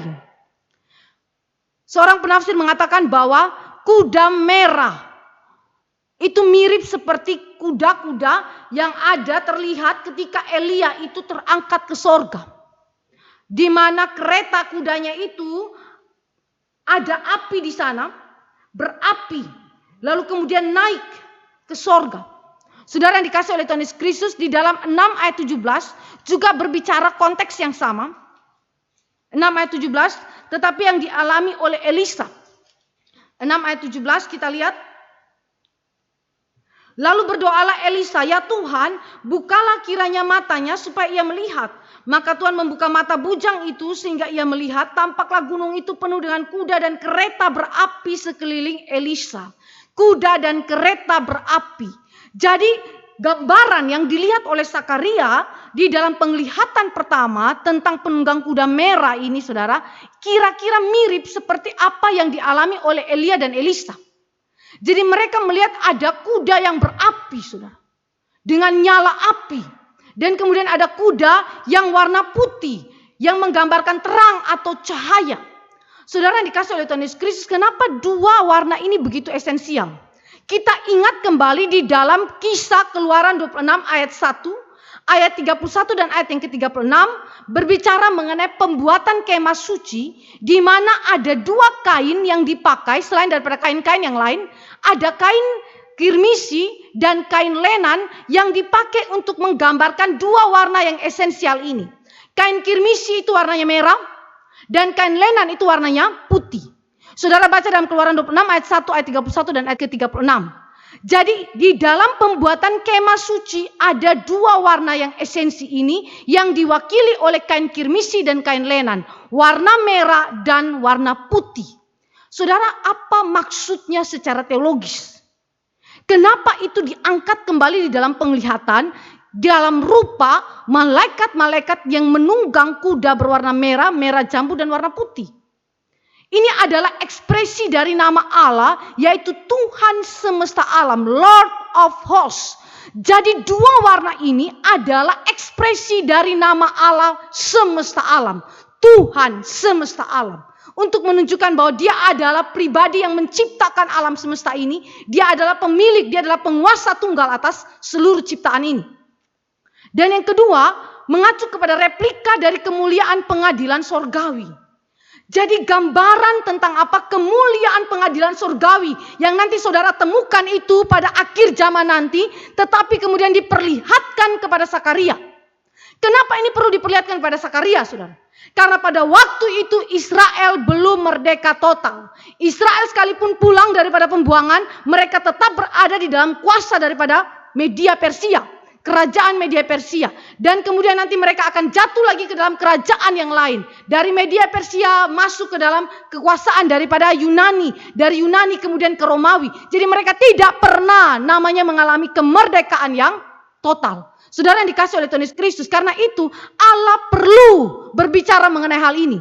Mengenai dia adalah Tuhan atas alam semesta dan bahwa pengadilan dia itu adalah yang akan terjadi di akhir zaman, tetapi sesungguhnya sudah terjadi sekarang di zaman daripada Sakaria. Di mana bangsa-bangsa yang adalah musuh daripada Israel yang tidak kenal Tuhan, yang memberontak kepada Allah dan hukum-hukumnya, mereka akan dihukum oleh Tuhan Allah. Saudara yang dikasih oleh Tuhan Yesus Kristus ini memberikan penghiburan kepada umat Tuhan. Umat Tuhan yang mengalami sekali lagi keadaan putus asa dan mempertanyakan tentang kesetiaan Tuhan dan bagaimana penggenapan janji Tuhan dalam hidupnya. Mereka melihat bahwa Allah itu adalah Allah yang setia. Allah yang setia. Karena ada waktu Allah murka atas Israel, tapi ada waktu dia memulihkan Israel. Dia menyatakan pengadilannya kepada mereka yang telah menindas Israel. Jadi kesimpulan kita saudara, Sakaria di dalam penglihatan pertama tentang penunggang kuda merah dan penunggang lainnya, Sakaria telah melihat pertama-tama kehadiran Malak Yahweh, yaitu Mesias dengan rombongan pasukan perangnya yang kudus, yaitu para penunggang kuda lainnya. Mesias itu adalah raja dan hakim atas seluruh dunia ini. Dia adalah Tuhan semesta alam. Dia adalah pribadi kedua Allah Tritunggal dan dia adalah Kristus itu sendiri. Saudara yang dikasih oleh Tuhan Yesus Kristus menggemakan tentang konsep Immanuel. Immanuel. Allah beserta kita. Allah menyertai umatnya. Allah ada di tengah-tengah umatnya. Sekalipun umatnya menderita, Allah tidak meninggalkan mereka sendiri. Dia hadir. Dia turut mengalami penderitaan bersama umatnya. Dan dia membela umatnya, memberi kemenangan bagi umatnya. Yang kedua, Sakaria telah melihat realita yang sama dengan di kemah suci, yaitu kemuliaan Allah atau Yahweh yang memerintah di atas tatanya, yang digambarkan dengan nyala api di tengah-tengah cahaya kekudusannya. Saudara, suatu penampakan yang sangat indah tentang pemerintahan Allah. Allah memerintah atas dunia ini versus kerajaan Media Persia, kerajaan Yunani, kerajaan Romawi yang memerintah atas Israel. Semua mereka ada di dalam kendali Tuhan. Mereka menjajah Israel, mereka menaklukkan Israel karena Allah yang memerintahkan mereka. Karena Allah yang mengizinkan itu. Saudara, dengan demikian Israel seharusnya bersukacita kepada Tuhan karena mereka memiliki raja di atas segala raja, yang kemudian melampaui daripada kerajaan-kerajaan di dunia ini. Yang kedua, poin yang kedua. Jadi penghiburan pertama yang diberikan itu adalah dengan menyodorkan Mesias dan pemerintahan Allah atas dunia ini. Yang kedua, di dalam penglihatan Sakaria yang pertama saudara, dikatakan bahwa penunggang kuda merah itu berdiri di antara pohon-pohon murat di dalam jurang. Berdiri di antara pohon-pohon murat di dalam jurang. Saudara, mari kita lihat kenapa latar belakang penglihatan ini di dalam jurang. Kenapa harus pakai kata jurang di situ saudara? Saudara yang dikasih oleh Tuhan Yesus Kristus, kata jurang di dalam bahasa Ibrani itu bukanlah mengacu kepada lembah saja, tetapi lebih tertuju kepada pengertian ini. Kedalaman laut atau air. Jadi ini berbicara mengenai jurang, tetapi terkait dengan kedalaman. Sesuatu yang sangat dalam, yang berbicara tentang air atau laut. Saudara yang dikasih oleh Tuhan Yesus Kristus, di dalam konteks Sakaria, kedalaman laut atau air itu adalah simbol kuasa iblis yang bekerja di dalam dunia dan berbicara juga mengenai karya penyelamatan Allah atas Israel serta kemenangannya atas iblis dan kuasanya di dunia. Saudara perhatikan di dalam kitab Wahyu dia memakai penggambaran Sakaria tentang laut yang menggambarkan simbol daripada kuasa iblis yang bekerja di sana dan bagaimana Allah kemudian menaklukkan iblis dan kuasanya. Gambaran dalam kitab Wahyu dia pakai dari mana? Kitab Sakaria. Pakai dari kitab Sakaria. Kedalaman laut, jurang itu berbicara mengenai secara figuratif kedalaman laut atau air yang secara simbolik berbicara mengenai kuasa iblis yang bekerja di tengah dunia, tetapi sekaligus karya Allah yang menyelamatkan Israel serta kemenangannya atas iblis dan kuasanya di dunia. Saudara, mari kita lihat bagaimana istilah ini dipakai di dalam konteks-konteks Alkitab yang lain. Kita lihat di dalam kitab Keluaran 15 ayat 5. Ini adalah pujian dari Israel setelah mereka melewati Laut Teberau. Keluaran 15 ayat 5.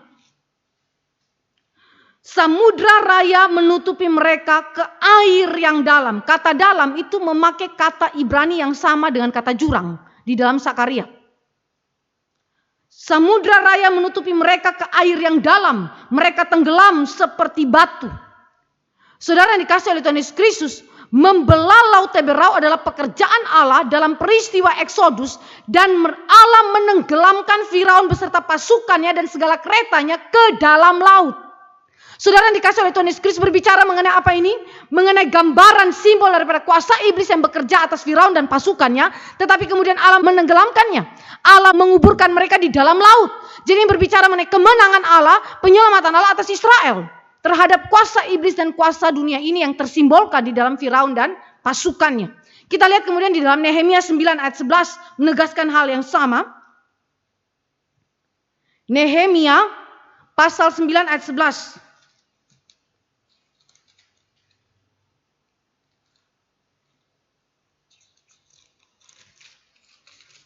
Di situ dikatakan, di hadapan mereka engkau membelah laut, sehingga mereka dapat menyeberang melalui tempat yang kering di tengah-tengah laut. Tetapi pengejar-pengejar mereka telah kau campakkan ke air yang dalam. Ke air yang dalam. Kata dalam memakai istilah Ibrani yang sama dengan di dalam Sakaria. Seperti batu ke air yang dahsyat. Saudara yang dikasih oleh Tuhan Yesus Kristus, dengan demikian Mazmur 68 ayat 22-23 juga berbicara konteks yang sama. 3 teks firman Tuhan ini, Keluaran, Nehemia dan Mazmur, menegaskan bahwa apa yang dilihat oleh Sakaria, jurang itu mengacu kepada apa? Mengacu kepada kedalaman laut, kedalaman air.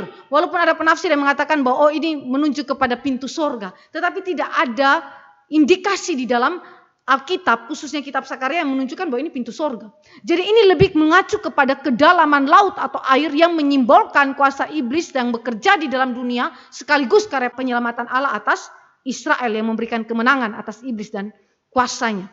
Nah, di dalam konteks Allah mengeringkan sungai Yordan, Yosua 3 dan Yosua pasal 4, juga saudara bisa baca dalam pasal 4 ayat 19 dan 5 ayat 10, juga Allah berbicara hal yang sama.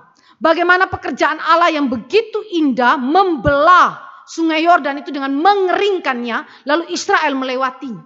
Saudara yang dikasih oleh Tuhan Yesus Kristus, dengan demikian Allah menaklukkan kuasa iblis dan kuasa-kuasa yang bekerja di tengah dunia ini melalui bangsa-bangsa kafir yang disimbolkan dengan jurang itu, di mana malaikat Allah itu, penunggang kuda merah itu, berdiri di antara jurang itu. Berdiri di antara jurang itu. Dengan kata lain, sekalipun kuasa iblis ini bekerja dengan begitu hebatnya, sekalipun orang-orang kafir bekerja dengan kejahatan yang begitu hebatnya, dan mereka menindas, mereka menaklukkan, mereka menghancurkan umat Allah, tetapi umat Allah tidak akan pernah hilang, lenyap, atau kehilangan keselamatannya. Karena apa? Karena penunggang kuda merah itu ada di antara pohon-pohon murat. Penunggang kuda itu ada di sana, di tengah-tengah keadaan yang begitu penuh dengan kejahatan, dia hadir untuk memberikan kemenangan atas umat Allah. Jadi saudara yang dikasih oleh Tuhan Yesus Kristus, Allah menyajikan suatu pemandangan yang indah di hadapan Sakaria dan nanti disampaikan kepada Israel. Supaya Israel berpengharapan dan dihiburkan hatinya oleh Tuhan, supaya mereka tetap percaya kepada Allah. Kedalaman laut dalam konteks pembuangan. Mari kita lihat saudara yang dikasih oleh Tuhan Yesus Kristus, Allah menyatakan kemuliaannya juga di tengah-tengah kondisi yang diperlihatkan kepada Nabi Yehezkiel dan Daniel terkait dengan kedalaman laut. Mari kita baca Yehezkiel pasal 1 ayat 1. Gambaran ini bukan terdapat saja di dalam Sakaria, tetapi ada banyak terdapat di dalam kitab-kitab lainnya juga. Yehezkiel pasal 1. Saya baca bagi kita, pada tahun ke-30, dalam bulan yang keempat, pada tanggal 5 bulan itu, ketika aku bersama-sama dengan para buangan berada di tepi sungai Kebar, terbukalah langit dan aku melihat penglihatan-penglihatan tentang Allah. Sakaria melihat penglihatan seorang laki-laki penunggang kuda merah berdiri di antara pohon murat di dalam jurang. Di dalam kedalaman laut atau air. Sekarang saudara dan saya melihat Yehezkiel melihat kemuliaan Allah, melihat begitu banyaknya penglihatan-penglihatan sorgawi di tepi sungai Kebar. Saudara, sungai Kebar adalah tempat di mana Israel itu berada di pembuangan di Babel. Dan ketika mereka ada di sana, begitu luar biasanya kemuliaan Allah, dan kemuliaan itu terlihat di dalam api yang berkilat-kilat dan dikelilingi oleh sinar beserta pasukan perangnya. Jadi itu berarti menggemakan kembali apa yang dilihat oleh Sakaria. Sakaria melihat apa yang pernah dilihat oleh Yehezkiel, hanya dalam wujud atau bentuk penglihatan yang berbeda. Tetapi secara esensial mengungkapkan apa yang sama yang dilihat oleh Yehezkiel di tepi sungai Kebar. Sungai Kebar, tempat di mana Israel ada, tempat di mana Israel di pembuangan, mereka ada di dalam penaklukan, justru di tengah-tengah penaklukan kemuliaan Allah nyata. Itu sama seperti penunggang kuda merah yang ada di antara pohon murat di dalam jurang. Sekalipun umat Allah ada di dalam penderitaan, kesukaran, penindasan oleh bangsa lain, Allah hadir di sana. Penglihatan Daniel, saudara, di tepi sungai Ulai di Puri Susan, wilayah Elam. Ya, saudara, ini ketika terjadi pergantian pemerintahan dari tangan Babel menuju kepada Media Persia. Dan kemudian di tepi sungai Tigris juga Daniel melihat. Di situ saudara lihat di dalam teks-teks referensinya. Daniel melihat apa saudara? Daniel melihat kemuliaan Allah yang dinyatakan di tepi sungai Ulai dan juga di tepi sungai Tigris. Saudara yang dikasih oleh Tuhan Yesus Kristus, 3 sungai ini. Sungai Kebar, sungai Ulai, sungai Tigris. Ini adalah gambaran daripada tempat pembuangan Israel yang secara faktual Israel alami di dalam pembuangan, dan tempat di mana Israel itu dijajah, ditindas, ditaklukkan oleh bangsa lain. Tetapi anehnya di dalam keadaan demikian Allah hadir dan menyatakan kemuliaannya. Saudara yang dikasih oleh Tuhan Yesus Kristus, dengan demikian Allah mau mengatakan kuasa apa yang menggoncangkan umat Allah yang kemudian tidak dapat dihancurkan oleh Allah. Kuasa apa di muka bumi ini yang dapat menggoncangkan umat Allah yang tidak dapat dihancurkan oleh Allah itu sendiri? Tidak ada. Allah adalah Allah yang berkuasa atas segala kuasa di muka bumi ini, berkuasa atas seluruh kerajaan, berkuasa atas seluruh raja-raja di muka bumi ini, sehingga sekalipun umat Allah ada di dalam keadaan yang tertindas, dalam keadaan yang tidak merdeka, tetapi sesungguhnya mereka memiliki kemerdekaan, kebebasan, dan kemenangan di dalam Allah, karena Allah yang menjaminnya. Allah hadir di tengah-tengah penderitaan mereka. Saudara yang dikasih oleh Tuhan Yesus Kristus, Allah punya kehadiran cukup bagi Israel untuk Israel melihat bahwa Dia adalah Allah yang setia, yang berkuasa untuk menggenapkan seluruh perjanjiannya atas umat Allah. Dengan demikian ini memberikan penghiburan kepada umat Tuhan. Umat yang menderita diberikan janji Tuhan tentang Mesias yang akan datang. Janji Tuhan yang menjamin bahwa penggenapan, kemenangan dan keselamatan pasti diberikan kepada Israel. Dan yang kedua, waktu Allah memberikan janji tentang Mesias itu, Allah juga menunjukkan bahwa Dia hadir di tengah-tengah umat Allah. Mesias itu sendiri bahkan hadir di tengah-tengah kehidupan umat Allah yang mengalami penderitaan. Sehingga kalau saudara membaca dalam kitab Sakaria, kitab Sakaria menghadirkan kemuliaan daripada Mesias, kemuliaan yang bukan kemudian membiarkan umat Allah berjalan di dalam penderitaannya sendiri, tetapi kemuliaan Mesias yang bersama-sama dengan umat Allah, bersolidaritas dengan umat Allah, mengalami penderitaan dan memberi kemenangan bagi umat Allah. Nah, kesimpulan kita saudara yang dikasih Tuhan Yesus Kristus, kita lihat pohon-pohon murad di dalam jurang. Jadi di dalam jurang ini kita melihat satu kesimpulan yang sangat penting, bahwa ini menunjukkan masa ketika kuasa dunia ini mendominasi umat perjanjian Allah. Jadi jurang atau kedalaman laut atau air tadi berbicara mengenai masa ketika kuasa dunia ini diizinkan oleh Allah mendominasi umat perjanjian, menyerang mereka, menaklukkan mereka dan mengakhiri dinasti teokrasi monarki di Israel. Dan itu sudah terjadi. Itu sudah terjadi. Generasi sebelumnya itu sudah mengalami, bahkan generasi yang pulang daripada pembuangan juga sudah mengalami apa yang dirasakan ini ya, mengenai penaklukan Israel atau penaklukan Yehuda di tangan bangsa asing. Tetapi kehadiran Allah dalam kemuliaannya di tengah-tengah masa kesukaran yang dialami Israel memastikan kelepasan dan kemenangan bagi Israel serta kekalahan dan kebinasaan musuh-musuh Israel yang akan diberikan oleh Sang Mesias penunggang kuda merah itu. Jadi ini adalah hal yang sangat penting yang kita bisa mengerti di dalam hal yang pertama tentang jurang itu, saudara. Tentang jurang itu, kenapa harus ditampilkan latar belakang dengan jurang? Untuk menggambarkan dua hal ini. Fakta bahwa memang Israel didominasi oleh bangsa-bangsa lain. Fakta bahwa Israel memang diserang dan ditaklukkan oleh bangsa lain. Tetapi juga ada fakta yang lain mengenai kehadiran Allah yang menjamin kelepasan dan kemenangan bagi Israel. Allah hadir di tengah-tengah umat Allah. Hal yang kedua yang kita bisa pelajari di dalam teks ini, saudara.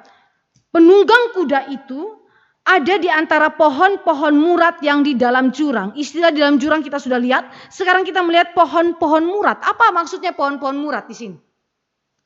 Pohon-pohon murad, saudara, ini mengacu kepada pohon atau semak belukar yang selalu berdaun hijau. Yang selalu tumbuh dan berdaun hijau. Yang dahannya itu kemudian digunakan untuk membangun pondok-pondok pada hari raya tabernakel atau pada hari raya pondok daun. Mari kita lihat Nehemia 8 ayat 15. Nehemia pasal 8 ayat yang ke-15.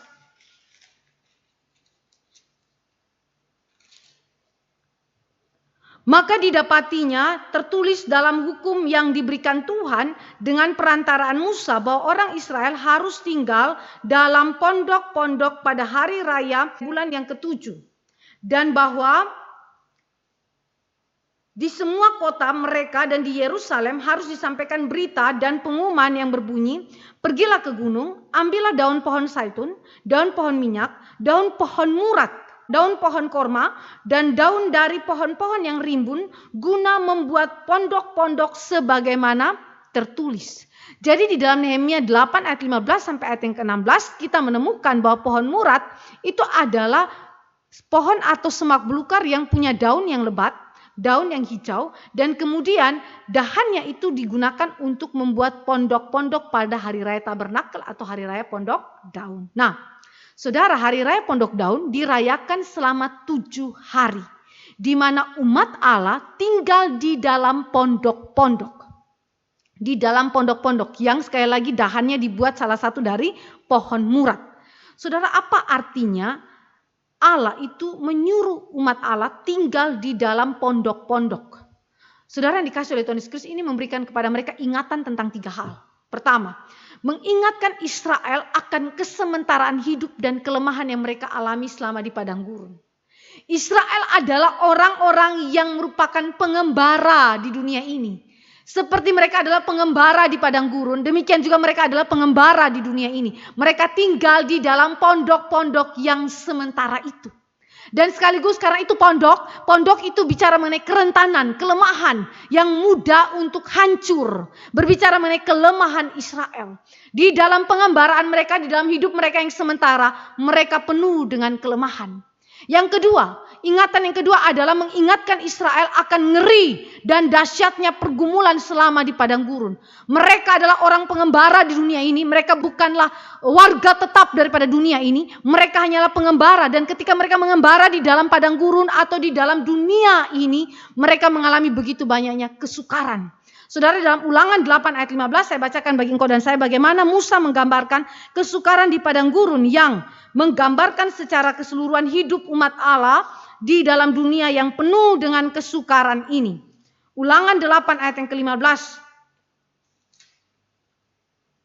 Dan yang memimpin engkau melalui padang gurun yang besar dan dahsyat itu dengan ular-ular yang ganas, serta kalajengkingnya dan tanahnya yang gersang, yang tidak ada air. Dia yang membuat air keluar bagimu dari gunung batu yang keras. Saudara yang dikasih oleh Tuhan Yesus Kristus mengingatkan Israel tentang apa? Tentang kesukaran sebagai pengembara di dunia ini. Saudara yang dikasih oleh Tuhan Yesus Kristus, Israel bukan warga tetap dunia. Israel adalah warga tetap kerajaan Allah. Tetapi waktu mereka ada di dalam dunia ini, mereka tidak terhindarkan daripada dahsyatnya, ngerinya, kesukaran yang dialami atau pergumulan yang dialami selama hidup sebagai pengembara di dunia ini. Ketiga, waktu mereka ada di dalam pondok daun selama 7 hari, mereka diingatkan akan tiang awan dan tiang api yang menudungi mereka di padang gurun. Yesaya 4 ayat 6. Dan kemudian di dalam Ulangan juga berbicara mengenai hal ini. Allah hadir bersama umat Allah. Sekalipun umat Allah dalam pengembaraan, dalam kesukaran, dalam keadaan yang bahaya yang mematikan. Kalajengking ular ada di sana. Itu adalah bahaya-bahaya yang mematikan. Tetapi di tengah-tengah bahaya yang mematikan, Allah hadir. Penyertaan dia tetap ada di sana. Dan penyertaan dia menjamin Israel akan memasuki tanah Kanaan. Israel pasti menang. Israel pasti keluar daripada padang gurun itu. Dan memasuki tanah Kanaan. Saudara yang dikasih oleh Tuhan Yesus Kristus, ini adalah gambaran yang sangat indah. Di tengah-tengah kedalaman laut. Di tengah-tengah kedalaman jurang. Kuasa iblis, kejahatan yang begitu luar biasa. Allah hadir menemani umat Allah. Allah hadir bukan saja menemani. Tetapi dia secara aktif bekerja dan memberikan kemenangan bagi umat Allah. Saudara yang dikasih oleh Tuhan Yesus Kristus, di balik daripada hari raya Pondok Daun itu memiliki karakter eskatologi. Kenapa umat Allah ini disuruh 7 hari ada di sana, selain mengingat 3 hal yang tadi saya katakan, tetapi juga memiliki karakteristik eskatologi. Apa itu, saudara? Mereka tinggal di pondok untuk memiliki pengharapan eskatologis nanti, memiliki rumah permanen, tempat tinggal permanen, yaitu Kanaan sorgawi itu. Bukan Kanaan fisik, tetapi Kanaan sorgawi itu. Saudara, janji akan pengharapan kemuliaan yang ultimat di akhir zaman yang akan dinikmati oleh umat Allah. Tetapi sesungguhnya sudah dialami di dunia ini already. Allah sudah hadir di sini dan Allah memberikan kepada mereka kemuliaannya, menunjukkan penyertaannya di dalam dunia ini, tetapi itu belum mencapai kepenuhannya di dalam future consummation nanti. Saudara yang dikasih oleh Tuhan Yesus Kristus, ini berarti umat Allah sudah menikmati Allah. Sudah menikmati berkat perjanjiannya di sini, di dalam dunia ini. Tetapi belum dalam kepenuhannya. Kepenuhannya nanti di akhir zaman. Karena itu saudara, ketika mereka ada di dalam pondok daun, yang kemudian dahannya itu terbuat daripada salah satunya adalah pohon murat. Saudara, mereka mengingat tentang kefanaan hidup. Mereka mengingat tentang penderitaan hidup. Tetapi juga di saat yang sama mereka mengingat akan kemuliaan Allah yang sudah mereka nikmati sekarang. Tetapi belum penuh. Sehingga mata mereka tertuju secara langsung kepada apa yang dikerjakan Allah di waktu yang akan datang. Di waktu yang akan datang. Mereka hidup hari ini. Mereka menikmati Allah dan perjanjiannya. Tetapi mereka selalu hidup di dalam bentuk eskaton. Di dalam spirit eskatologi. Saudara yang dikasih oleh Tuhan Yesus Kristus, Meredith G. Klein bilang begini. Secara simbolis, umat Allah sebenarnya sudah berpartisipasi di dalam karya Allah sekarang. Ya, kemuliaan Allah itu, kemuliaan surgawi Allah itu sudah dikerjakan Allah sekarang melalui kehadiran dan karya Roh Kudus di dalam kehidupan umat Allah. Mereka sudah menikmatinya sekarang. Tetapi saudara, di dalam pondok-pondok daun yang tadi kita lihat, ini menggambarkan tentang hidup mereka di dalam dunia ini yang selalu menantikan future consummation. Mereka selalu menantikan kemuliaannya Allah yang akan digenapi secara penuh di waktu yang akan datang. Dikonsumasi nanti di akhir zaman, saudara. Saudara yang dikasih oleh Tuhan Yesus Kristus, dengan demikian hidup mereka adalah hidup yang selalu di dalam kesadaran eskatologi. Hidup mereka adalah selalu di dalam masa penantian eskatologi. Jadi bukan hidup hanya untuk hari ini, tetapi hidup untuk hari depan. Jadi menikmati hari ini di dalam kacamata perspektif eskatologi. Ini yang penting. Saudara yang dikasih oleh Tuhan Yesus Kristus, membuat umat Allah tidak kecewa dengan keadaan hari ini. Kristus hadir dengan memberikan kacamata eskatologi, cara pandang eskatologi kepada umat Allah. Bahwa umat Allah sudah menikmati karya Allah sekarang, menikmati pekerjaan Allah hari ini, sudah melalui kehadiran dan karya Roh Kudus. Tetapi itu belum penuh. Nanti mereka akan menikmati kemakmuran yang sungguh-sungguh lepas daripada dosa dan kuasa iblis. Itu akan terjadi di akhir zaman nanti. Sehingga waktu kita menghidupi hari ini, saudara, kita tidak terikat kepada harta dunia. Kita tidak terikat kepada hal-hal yang bersifat duniawi, tetapi hati kita hanya terikat kepada Allah. Mata kita tertuju kepada Dia. Hati kita tertuju kepada kepenuhan janji Allah di waktu yang akan datang. Bukan karena kita belum merasakan hari ini, justru karena kita sudah merasakan hari ini, maka karya Allah hari ini mendorong kita, mendrive jiwa kita, menggerakkan hati kita untuk memandang kepada penggenapan janjinya di dalam akhir zaman, waktu konsumasi itu tiba. Saudara, mari kita baca Wahyu 21 ayat 4 yang menunjukkan bagaimana konsumasi itu terjadi atas kehidupan umat Allah. Wahyu 21 ayat 4. Dan ia akan menghapus segala air mata dari mata mereka, dan maut tidak akan ada lagi. Tidak akan ada lagi perkabungan atau ratap tangis atau duka cita, sebab segala sesuatu yang lama itu telah berlalu. Segala sesuatu yang lama itu telah berlalu. Saudara, keinginan daripada umat Allah untuk menikmati era pemulihan hari ini, sesungguhnya mereka sudah nikmati tetapi belum penuh. Sehingga mata mereka hanya tertuju kepada hari esok, di mana Allah akan mengkonsumasikan seluruh karya Dia dan perjanjian Dia di akhir zaman nanti, di mana tidak ada lagi dosa, tidak ada lagi maut, tidak ada lagi duka cita, tidak ada lagi ratap tangis, semuanya bebas. Semuanya dimurnikan secara total. Saudara yang dikasih oleh Tuhan Yesus Kristus, ini memberikan penghiburan sekali lagi kepada umat Allah. Jadi kesimpulan kita, pohon murat adalah tanda konfirmasi daripada kesetiaan Allah kepada perjanjiannya. Baik kepada Abraham maupun seluruh keturunan daripada Abraham. Yang bersifat already and not yet. Dan kemudian malaikat Tuhan yang berdiri di antara pohon-pohon murat merepresentasikan Mesias yang adalah Sang Immanuel. Dan pengharapan eskatologi dari umat Allah. Ketika umat Allah menjalani hari ini dengan keadaan yang kelihatannya tidak berpengharapan, sekali lagi waktu mereka memandang kepada Allah, mereka memiliki pengharapan pengharapan yang tertuju hanya kepada Allah dan bukan kepada situasi politik atau keadaan fisikal mereka. Saudara yang dikasih oleh Tuhan Yesus Kristus, itu sama seperti iman yang dimiliki oleh Abraham, Ishak dan Yakub juga Musa. Ketika mereka itu mendapatkan janji Allah tentang tanah Kanaan, mereka sesungguhnya tidak sama sekali memilikinya secara penuh. Mereka hanya memiliki gua Makpela, yaitu gua kuburan itu. Tetapi saudara yang dikasih oleh Tuhan Yesus Kristus, dikatakan dalam surat Ibrani, mereka melambai-lambaikan tangan ke arah apa? Ke arah tanah Kanaan surgawi itu, tanah air surgawi yang mereka tidak lihat ketika mereka hidup, tetapi mereka sudah melihatnya di dalam iman mereka. Pandangan mereka adalah pandangan yang bersifat eskatologi. Cara berpikir mereka adalah cara berpikir yang eskatologi. Sehingga mereka tidak menjadi kecewa kepada Allah karena waktu hidup mereka tidak mendapatkan tanah itu secara penuh. Tetapi mereka waktu mati baru mereka mendapatkan tanah Kanaan surgawi, tanah air surgawi itu. Stefanus mengatakan kalau mereka mau pulang, dan bahkan kesempatan itu sangat terbuka untuk mereka pulang ke tanah asal mereka. Tetapi Abraham, Ishak dan Yakub mereka tidak lakukan itu. Mereka tidak pulang ke tanah asal mereka. Tetapi mereka tetap berada di dalam tanah perjanjian. Sekalipun mereka belum mendapatkan kepenuhan perjanjian itu. Tetapi mereka tetap percaya kepada Allah. Mereka tetap taat kepada Allah. Karena apa? Karena pandangan mereka, iman mereka adalah iman yang eskatologi. Iman yang bersifat memandang ke depan kepada Allah dan seluruh perjanjian Dia yang akan digenapi di waktu konsumasi nanti. Jadi saudara yang dikasih oleh Tuhan Yesus Kristus, sekali lagi ini adalah penghiburan yang Allah berikan bagi umatnya. Ketiga, penghiburan itu dibuat lebih clear lagi di dalam pembelaan daripada malaikat Tuhan. Ayat yang ke-12. Ayat yang ke-12 saudara.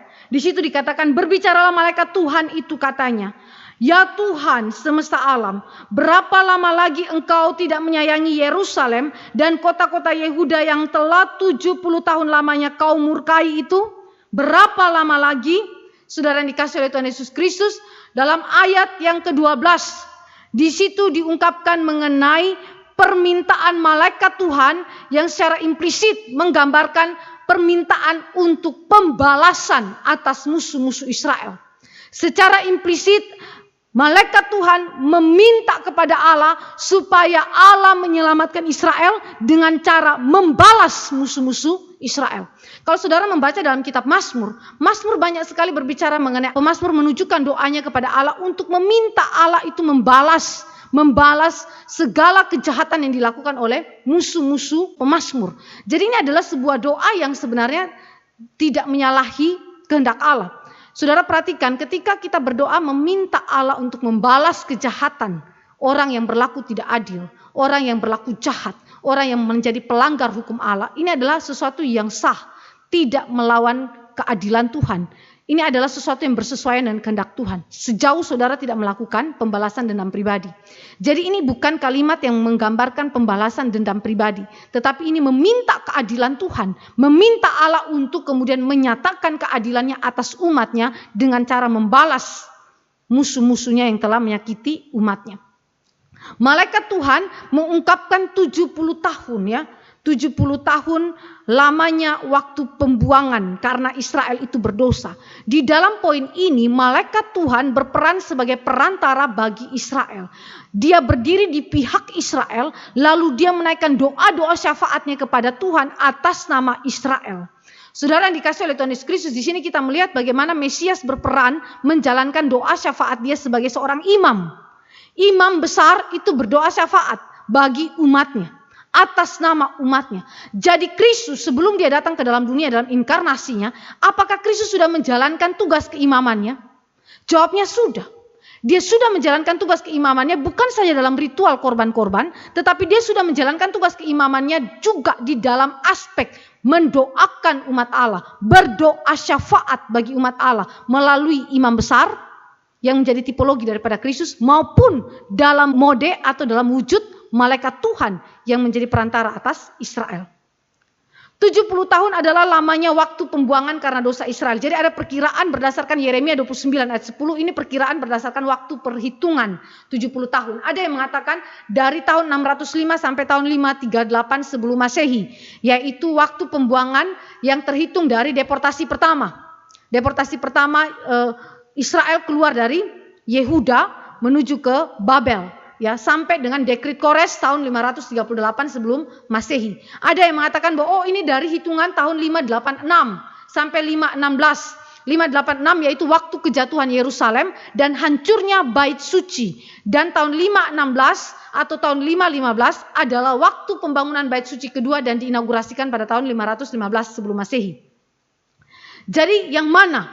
Kita tidak tahu dengan persis, tetapi yang jelas 70 tahun berdasarkan Yeremia 29 ayat 10 itu mengacu kepada waktu pembuangan. Waktu pembuangan atau lamanya Israel berada di pembuangan karena dosa-dosa mereka. Saudara yang dikasih oleh Tuhan Yesus Kristus, di sisi yang lain, dalam 2 Tawarik 36 ayat yang ke-21, masa 70 tahun adalah sabat bagi tanah Kanaan. Karena Israel sesungguhnya tidak pernah menjalankan sabat bagi tanah. Harusnya tanah itu pada tahun yang ke-70 dibiarkan tidak diolah. Tidak boleh diolah sama sekali, dibiarkan tanah itu beristirahat. Tetapi Israel tidak melakukan hal itu. Sehingga Allah menghukum mereka karena mereka tidak menjalankan tanggung jawab mereka dalam sabat bagi tanah. Bagi tanah Kanaan, tanah perjanjian itu. Dalam 2 Tawarik 36 ayat yang ke-21, Allah mengatakan bahwa masa 70 tahun Israel dikeluarkan dari tanah Kanaan untuk apa? Memberi waktu istirahat bagi tanah itu. Saudara yang dikasih oleh Tuhan Yesus Kristus, jika kita mengerti hal ini, maka waktu pembuangan di satu pihak adalah penghakiman atas Israel karena dosa mereka, tetapi di pihak lain adalah bagian daripada karya Allah yang merestorasi bumi ini. Tanah itu datang dari Allah. Tanah adalah berkat daripada Allah. Tanah adalah gambaran daripada bumi ini yang direstorasi oleh Tuhan. Sabat bagi tanah menggambarkan restorasi atas ciptaannya. Restorasi atas bumi ini. Sehingga saudara dan saya nanti akan menemukan konsep mengenai bumi yang baru. Saudara itu dapat dari mana? Dari konsep ini. Sabat bagi tanah. Saudara yang dikasih oleh Tuhan Yesus Kristus, dengan demikian waktu kita membaca mengenai 70 tahun lamanya waktu pembuangan yang dialami oleh Israel, saudara. Di dalam konteks inilah malaikat Tuhan itu berseru kepada Tuhan. Berseru kepada Tuhan dan memohon belas kasih Tuhan. Berapa lama lagi? Berapa lama lagi? Kata berapa lama lagi ini adalah ratapan, saudara. Ratapan atas kesukaran yang dialami oleh umat Allah. Jadi umat Allah bersedih.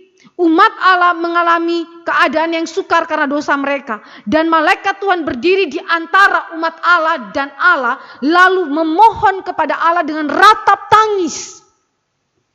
Saudara yang dikasih oleh Tuhan Yesus Kristus, bukankah ini juga yang dilakukan oleh Kristus di dalam perjanjian baru? Yang dinyatakan oleh surat Ibrani.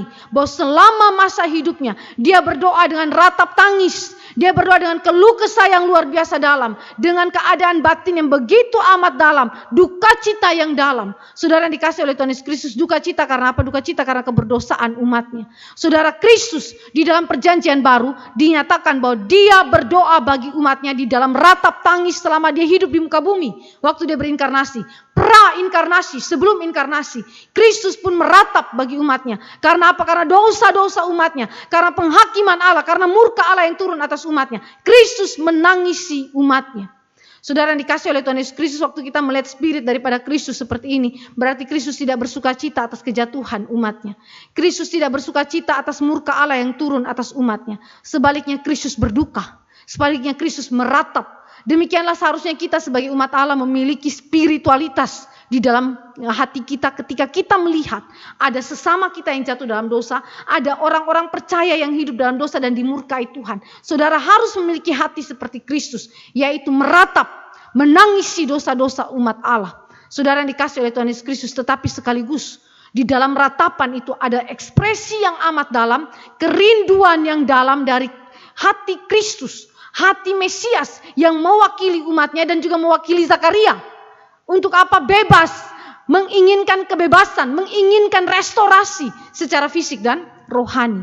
Kristus mengetahui isi hati daripada Zakaria dan isi hati dari umat Allah. Maka dia tidak saja meratap akan dosanya umat Allah. Tetapi dia juga merindukan akan kebebasan, restorasi yang Allah itu kerjakan di dalam hidup daripada umat Allah. Secara fisik maupun secara rohani. Saudara yang dikasih oleh Tuhan Yesus Kristus, dengan demikian saudara, ketika malaikat Tuhan berdoa sebagai perantara bagi umatnya, dia tidak saja meminta Allah untuk membalas musuh-musuh Israel, tetapi lebih daripada itu dia meminta belas kasih Allah atas umatnya supaya umatnya direstorasikan. Dengan demikian saudara, kalau kita melihat hal ini, maka restorasi umat Allah itu ketika Zakaria melihat di dalam penglihatannya, restorasi umat Allah itu berasal dari diri Allah sendiri. Bukan dari diri Zakaria atau juga bukan dari diri Israel itu sendiri. Tetapi restorasi itu keluar daripada hati Allah yang penuh kasih kepada umatnya. Terlihat dari apa? Daripada pekerjaan Kristus sebagai perantara. Sang pengendara kuda merah itu. Penunggang kuda merah itu yang berdoa syafaat. Malaikat Tuhan yang berdoa syafaat. Jadi pertanyaannya, apakah Allah merestorasi umat Allah karena Israel itu sendiri? Atau karena Israel itu datang dan menangisi dosa-dosanya di hadapan Tuhan? Atau karena permintaan daripada Zakaria? Jawabnya tidak. Allah merestorasi umat Allah karena memang Dia mau merestorasi. Itu terlihat sekali lagi dari permintaan Kristus.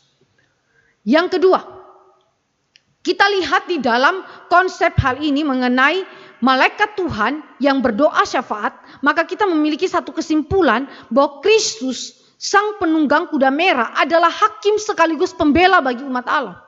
Dia hakim atas segala sesuatu, hakim atas seluruh bumi ini, tetapi dia juga bertindak sebagai pembela bagi umat Allah. Saudara yang dikasih oleh Tuhan Yesus Kristus, mari kita lihat di dalam pasal 3 kitab Zakaria ayat 1 sampai ayat yang ke-10 mengenai peran imam besar Yosua.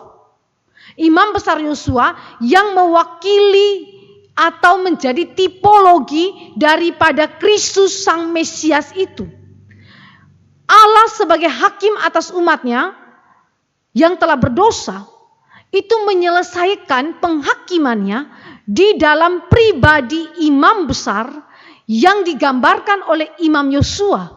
Tetapi bukan Yosua, bukan juga Harun, tetapi Kristus itu adalah imam besar agung yang dimaksudkan di dalam pasal 3 ayat 1 sampai ayat yang ke-10. Kalau saudara membaca di dalam pasal 3, imam besar Yosua sendiri butuh untuk dikuduskan karena dia telah jatuh dalam dosa.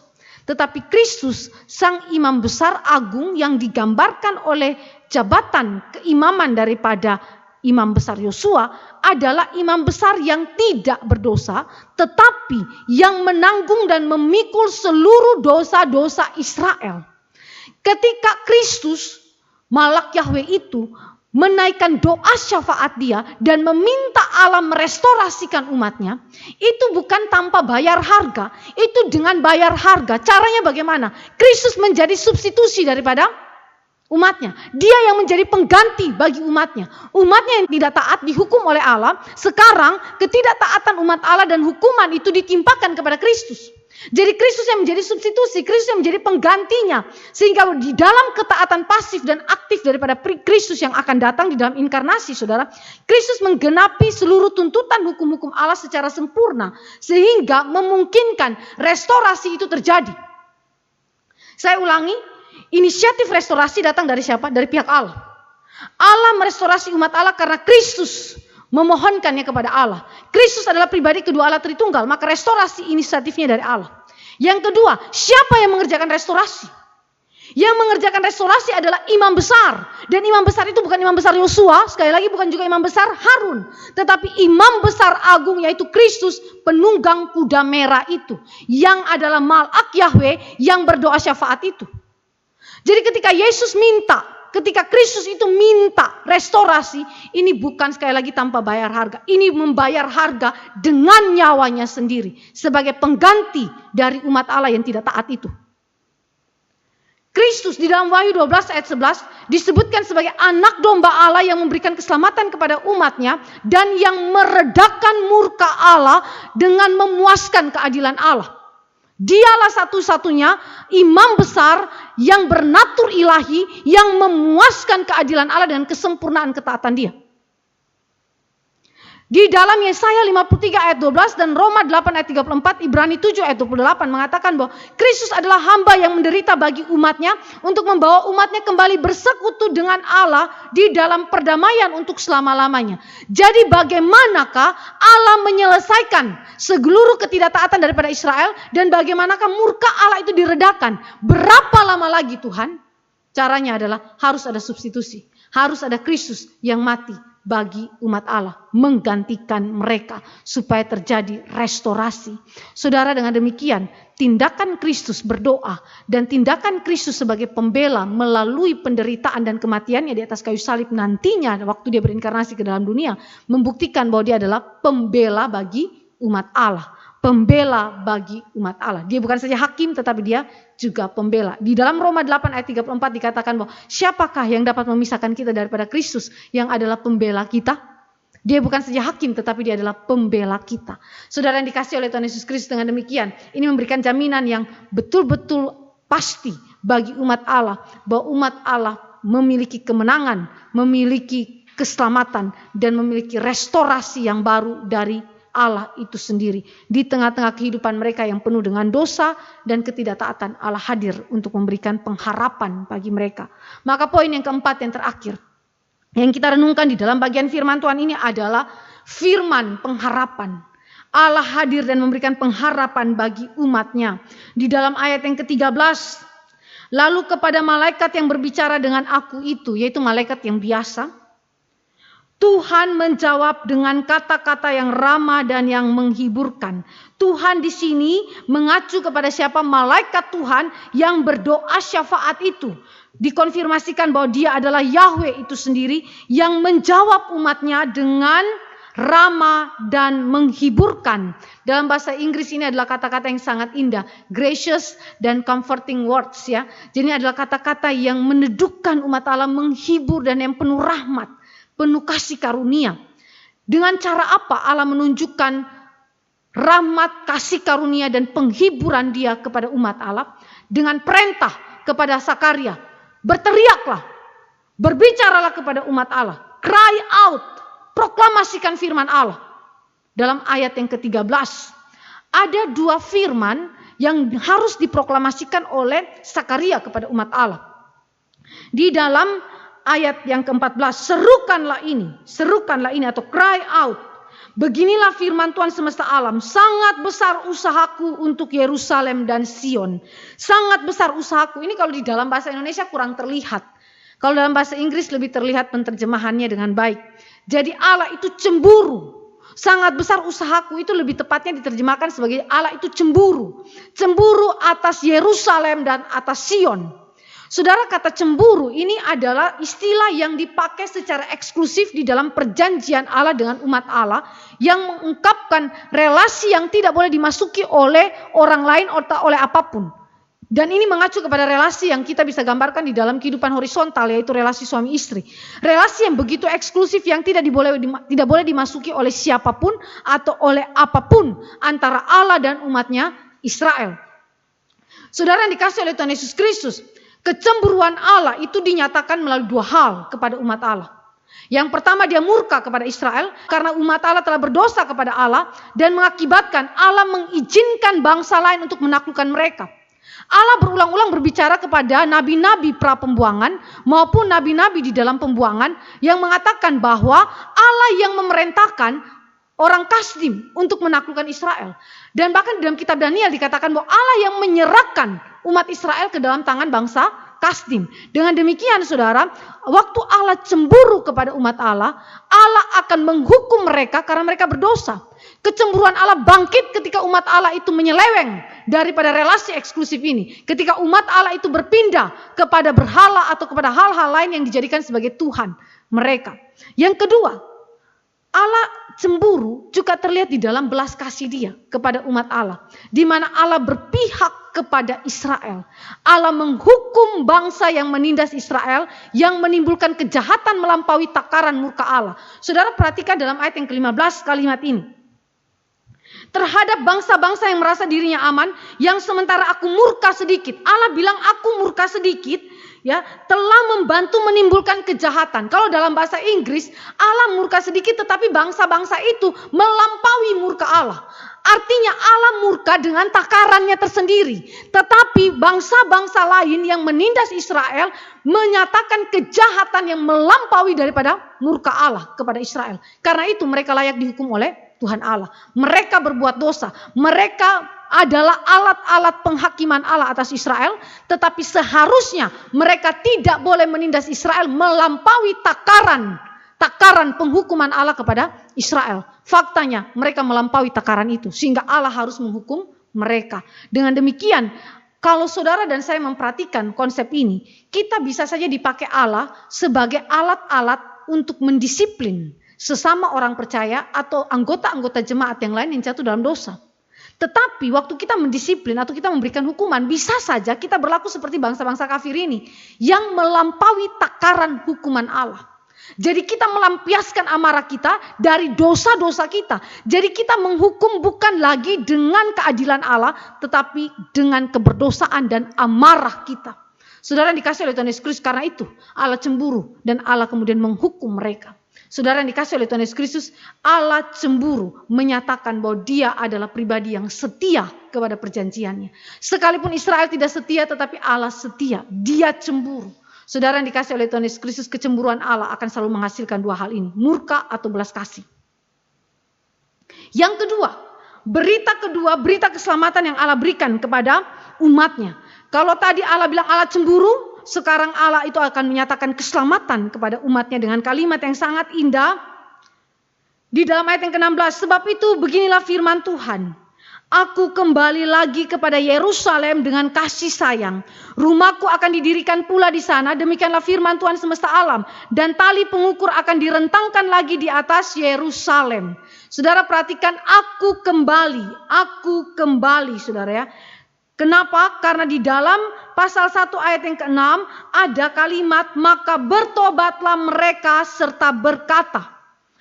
Pasal 1 ayat yang ke-6 bagian B, respon daripada umat Allah kepada berita daripada Sakaria, maka bertobatlah mereka. Ini berarti maka kembalilah Israel kepada Tuhan. Bertobat itu artinya kembali kepada Allah, kembali kepada Allah. Karena Israel kembali kepada Allah, maka berita keselamatan yang Allah berikan sebagai penghiburan kepada umat Allah adalah, aku kembali lagi ke Yerusalem. Aku kembali lagi dalam kasih sayang kepada Sion, kepada Yerusalem. Saudara yang dikasih oleh Tuhan Yesus Kristus, dengan demikian saudara dan saya melihat bagaimana cinta kasih Allah itu tidak pernah berhenti atas umatnya. Hanya sesaat saja dia murka kepada kita, tetapi kasih sayangnya itu begitu panjang. Seperti digambarkan oleh Alkitab, sejauh timur dari barat, dari utara sampai selatan. Demikianlah kasih Tuhan yang tak terukur panjangnya. Demikian juga Allah ketika kembali kepada umat Allah dalam kasih sayang, Allah memberikan kasih yang begitu besar untuk mengampuni umat Allah. Dan itu terlihat di dalam dua hal. Rumah Allah akan dibangun kembali. Bait suci kedua akan dibangun kembali. Bait suci kedua selalu menggemakan mengenai prinsip ini. Immanuel, Allah hadir di tengah-tengah umatnya. Cinta kasih Allah kembali kepada umatnya. Relasi eksklusif itu kembali terikat antara Allah dan umatnya. Restorasi terjadi. Karena itu restorasi itu already dengan berdirinya bait suci kedua. Yang nanti akan menunjuk kepada Kristus yang akan datang. Yang kedua, kasih Allah itu terlihat dari tali pengukur yang direntangkan atas Yerusalem. Tali pengukur itu biasa dipakai oleh tukang bangunan. Ketika dia akan membangun sebuah bangunan, dia akan pakai tali pengukur untuk ukur bangunan itu. Dan ketika Allah berkata tali pengukur itu direntangkan atas Yerusalem, itu berarti Yerusalem akan dibangun kembali dan penduduknya akan berlipat kali ganda. Dan ini akan terjadi ketika Nehemia menjadi bupatinya pada tahun 445 sebelum Masehi, di mana tembok Yerusalem dibangun kembali dan kemudian banyak sekali penduduk Yerusalem yang dilipat kali gandakan oleh Tuhan. Dan itu akan terjadi nanti waktu Yesus datang pertama kali, di mana orang Yahudi maupun non-Yahudi menjadi satu umat Allah, menjadi satu tubuh Kristus. Dengan demikian saudara dan saya memperhatikan bagaimana Allah berpihak kepada umat Allah. Tadinya mereka melihat bangsa kafir itu, wilayah mereka itu adalah luas sekali, Allah tambah-tambahkan terus secara politik. Lalu kemudian penduduk daripada bangsa kafir itu Allah lipat kali gandakan. Ada kemakmuran di sana, tidak ada pertikaian di sana, tidak ada peperangan di sana. Mereka menjadi iri hati, mereka menjadi kecewa kepada Tuhan. Tetapi Tuhan hiburkan jiwa mereka bahwa Allah akan membangun kembali rumah Allah. Allah hadir di sana sebagai rajanya dan kemudian Allah akan membangun kembali Yerusalem, membangun kembali kota itu dengan tembok-temboknya yang kokoh dan bahkan melipat kali gandakan penduduknya, meliputi Yahudi dan non-Yahudi, bahkan seluruh bangsa akan ditebus oleh Yesus Kristus. Orang-orang yang berasal dari beragam suku bangsa ditebus oleh Yesus Kristus dan dijadikan sebagai orang-orang yang diselamatkan, yang menikmati karya penebusan Tuhan. Jadi saudara, ini adalah sesuatu yang sangat indah yang mungkin saat itu tidak mereka nikmati. Mereka hanya 50.000 orang, tetapi itu adalah kacamata eskatologi yang memberikan pengharapan kepada mereka untuk melihat kemudian hari. Bahwa apa yang mereka lakukan hari ini adalah titik awal, titik permulaan Allah bekerja. Kemuliaan Allah dinyatakan sekarang. Walaupun itu sangat sederhana, tetapi yang sederhana ini mengungkapkan apa yang besar yang akan terjadi di dalam kedatangan Yesus yang pertama dan di dalam kedatangan Yesus yang kedua waktu konsumasi tiba. Ini adalah berita keselamatan yang merupakan firman yang pertama, bagian daripada firman yang pertama yang harus dikumandangkan, diproklamasikan kepada bangsa Israel. Lalu firman yang kedua di dalam ayat yang ke-17, serukanlah ini. Beginilah firman Tuhan semesta alam, kota-kotaku akan berlimpah-limpah pula dengan kebajikan dan Tuhan akan menghiburkan Sion dan akan memilih Yerusalem pula. Saudara, ada berkat perjanjian kemakmuran akan kelimpahan yang Allah berikan ya di dalam kehidupan umat Allah. Kemakmuran yang berlimpah-limpah Allah berikan kepada umat Allah. Saudara yang dikasih oleh Tuhan Yesus Kristus, menghiburkan Sion, memilih Yerusalem dikaitkan dengan kata kembali, diulang 2 kali, kembali, atau di dalam terjemahan kita berlimpah-limpah pula atau memilih Yerusalem pula. Kata pula itu di dalam bahasa Inggrisnya again atau kembali ya, Ini adalah berbicara mengenai pembaharuan rohani. Pembaharuan rohani yang Allah sudah kerjakan dan Allah akan kerjakan waktu Kristus datang pertama kali dan Kristus datang yang kedua kali. Saudara yang dikasih oleh Tuhan Yesus Kristus, mari kita lihat bagaimana pekerjaan Tuhan memberikan pengharapan kepada umat Allah. Di tengah-tengah masa krisis, di tengah-tengah penderitaan, di tengah-tengah keputusasaan, di tengah-tengah jiwa yang apatis, di tengah-tengah kekecewaan umat Allah, bahkan iri hati memandang kepada kemakmuran bangsa kafir, mereka mendapatkan pengharapan eskatologi yang sudah dimulai sekarang di dalam zaman daripada Sakaria melalui pembangunan bait suci yang kedua dan kemudian melalui perbuatan-perbuatan Allah di dalam kepemimpinan Zerubabel dan juga imam besar Yosua dan melalui penglihatan mengenai kehadiran Mesias. Kehadiran Mesias yaitu Kristus yang sesungguhnya akan datang secara faktual nantinya, tetapi sebenarnya sudah hadir di dalam kehidupan umat Allah pada waktu itu. Dialah yang akan mengerjakan restorasi atas kehidupan umat Allah, sehingga pengharapan mereka kepada Tuhan memberikan kepada mereka kekuatan untuk menjalani kehendak Allah di dalam zaman itu, yaitu membangun bait suci untuk dalam iman dan ketaatan kepada Tuhan, menyatakan kasih mereka kepada Allah. Jadi saudara yang dikasih oleh Tuhan Yesus Kristus, ini adalah firman Allah yang saya boleh bagikan kepada kita. Dengan demikian aplikasinya secara praktis dalam kehidupan kita adalah ketika engkau dan saya menghadapi keadaan yang mungkin serupa dengan Israel, penderitaan, kesukaran dan seolah-olah tidak ada Allah di sana, saudara ingat Allah hadir. Sakaria melihat kehadiran Allah dan kehadiran Allah itu secara spesifik adalah Kristus itu. Saudara jangan pikir Allah tidak hadir. Saudara jangan pikir Allah tidak berpihak dan tidak secara aktif bekerja dalam kehidupan saudara. Penglihatan Sakaria menyatakan dia hadir, dia aktif dan dia berpihak kepada saudara sebagai umat pilihan dia. Kiranya Tuhan memberkati kita. Mari kita berdoa. Bapa di dalam kerajaan surga, kami mengucap syukur kepada Tuhan karena Engkau memberikan kepada kami penglihatan eskatologi, suatu kehadiran Allah yang telah terjadi pada hari ini dan yang akan digenapi di dalam kedatangan Kristus yang sudah kami alami di dalam kedatangan yang pertama dan yang kami nantikan di dalam kedatangan yang kedua. Kami berdoa biarlah Engkau sendiri yang boleh memimpin setiap kami melihat dan menikmati kehadiran Allah di tengah-tengah kehidupan kami yang mungkin saat ini umat-Mu ada dalam kesukaran yang mirip seperti Israel, tetapi biarlah janji firman Tuhan ini memberikan kekuatan iman kepada kami dan pengharapan eskatologi kepada kami supaya kami tidak merasa sendiri, supaya kami tidak merasa ditinggalkan Tuhan. Sepertinya Allah tidak bersama kami, tetapi biarlah firman ini menguatkan kami bahwa Dia hadir, Dia menyertai, memberkati dan secara aktif bekerja di tengah-tengah kami. Terpujilah nama-Mu Tuhan, di dalam nama Yesus Kristus Tuhan kami berdoa. Amin.